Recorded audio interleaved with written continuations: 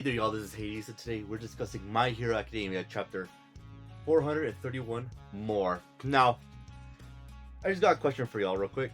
Do you like this chapter more than 430, or do you prefer this one? Me, I'm currently landing on this one. The reason is because I feel, no, not that I feel, I know Hirikoshi wanted to address some answers that he didn't address in his last chapter. I believe that he did feel like, okay, so a lot of people aren't happy with it, but I gotta redraw or draw it, continue it, and show some conclusions. Because I think Kurikoshi didn't really do that well. So I that's what I believe happened, and I'm pretty sure, I'm positive that's what happened. If I'm wrong, let me know. But yeah, let's just dive right into the review, shall we? Full disclosure, I won't be taking points away, but I don't like Toga whatsoever as a character. She's terrible. Uh, I don't like her at all. But I won't take any points away because she makes an appearance in here, and I get where her coach is coming from with her. And honestly, it doesn't really fit all that well. Let me explain real quick because she's already here. She's on the first um, page. Well, not first page. Excuse me, the second page, as we see her driving force for Oraka here. That Toga, like the reason I don't think Toga fits here that well, it feels more of a traumatic thing for Uraraka, which I believe would be would be happening far more than an actual image or a ghostly image appearing to Uraraka in a dream.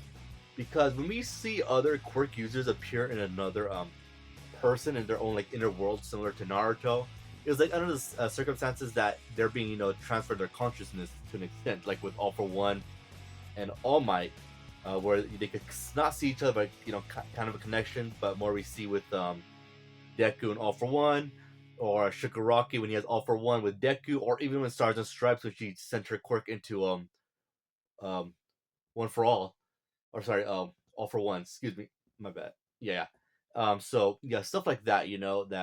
Stuff like that. But I get with Toga, some of her essence, like Uraraka does bring up like some of her blood essence is inside Uraraka, but when Toga dies, her quirk just goes useless, right? It goes useless, like it turns to that slush.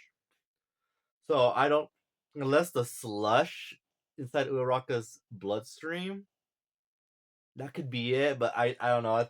I just don't think it really fits that well here. But that's just me. As yeah, then we cut to Uraraka waking up from the dream, and we see the big three, which is so cool to see them.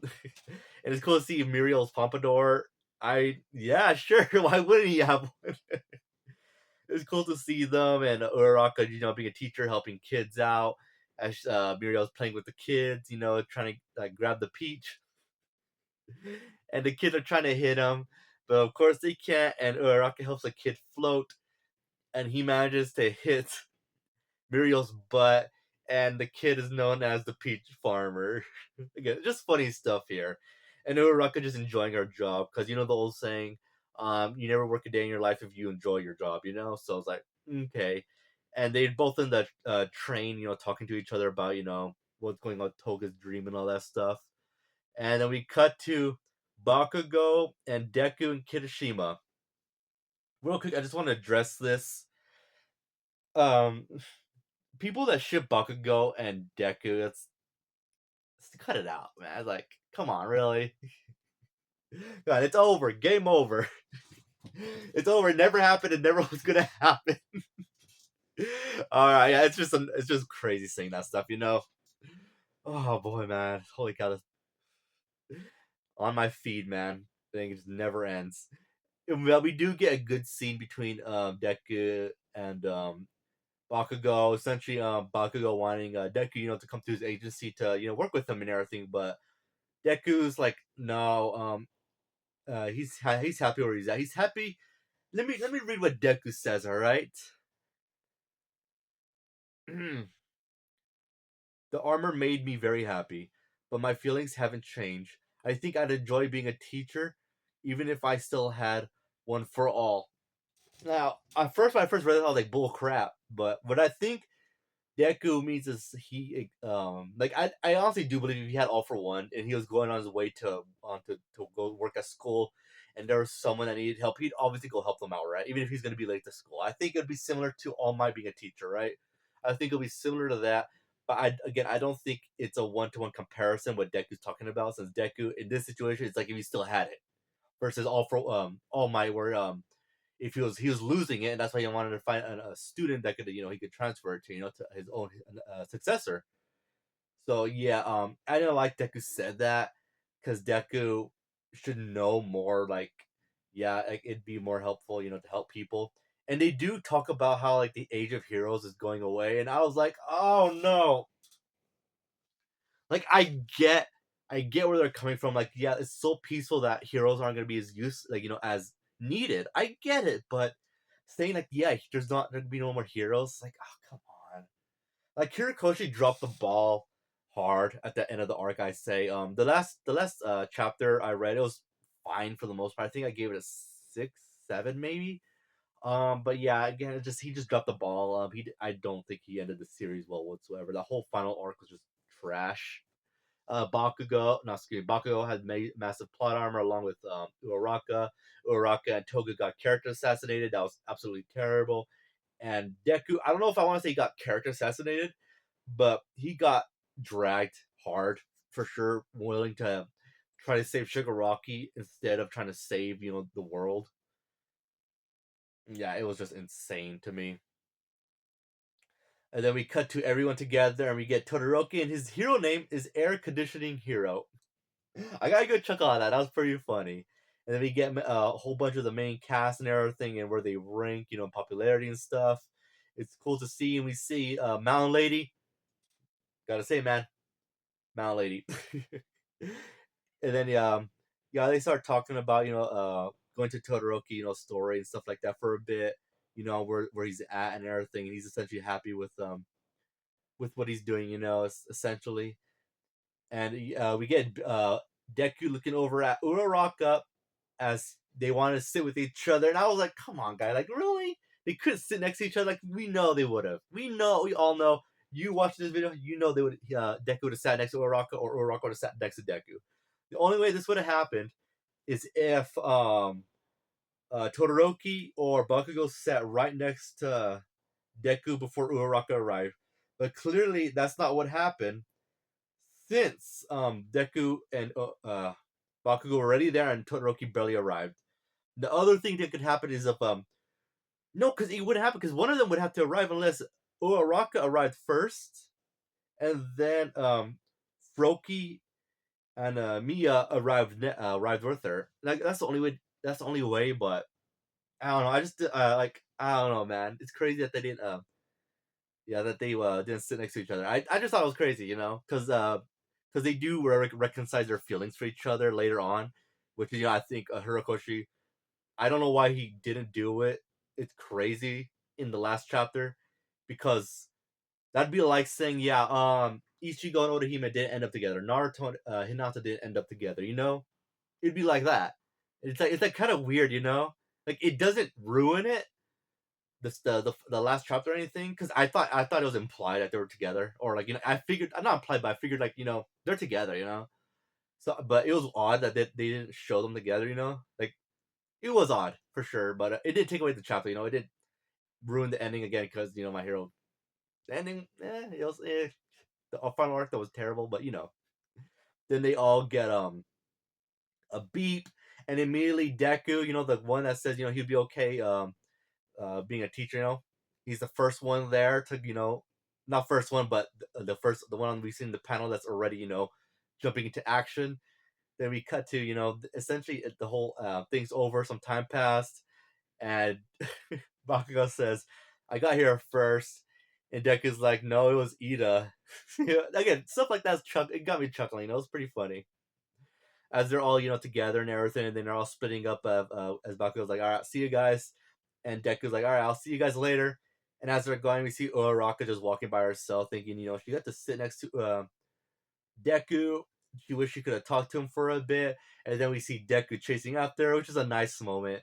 As right there, Deku's like, "Oh, great, you're here," and Deku, no, excuse me, Uraraka just having this feeling that, yeah, the man that she loves is finally running, coming to her. Man, Horikoshi could have done it better. Like he really could. Like if they, I don't know. Like I'll go into my how I would have probably done this little part right here. No, I'll go into it right now. What if they were supposed to meet on a date? Deku was on his way to go there, but unfortunately there was a villain attack. Deku went off to go help, and Uraka saw on the TV that he was gonna be busy for a while, and she's like, okay, so clearly the date's off, and she leaves. As she's texting him, telling him, they can meet another time. But Deku, like, left the reporters and everything. He just left, as he just helped and immediately just came over to Uraka. Granted, you wouldn't see a majority of the other heroes or the other UA students, but do you really need to at this point? I mean, like you can see some of them where they're at, or like have a something clearly, like the last chapter where like it kind of said where they were in a not narration but in panels, something, because here's like they're together now, they're all helping a situation. The situation's over. They're all splitting up, and Uraraka, who really, really, really wants to talk and confess her feelings to Deku, ain't doing it. And I get it. It's that's why Toga's here to help push Uraraka to that. But you don't need Toga to do that. You already had everything here. Uraraka wanting to talk to Deku. And what am I saying? This is crazy. It's crazy. They didn't talk about this before they graduated. I don't know. It's crazy. It's crazy to me. It's crazy to me. Anyway, sorry, rant over. And then Deku gets there, and Toga says essentially, "Yeah, I want you to be as happy as I was. Go ahead." And right there, Uraraka and Deku get close to each other, and essentially, Deku's like, I just wanted to, but and then she says, "Oh," and he said, "What? What do you have to say?" And she just laughs and she says, "Yeah, we were thinking about the same thing." As they both hold hands, and that's the end. Yeah. So overall, this chapter, in context of itself, it's not terrible.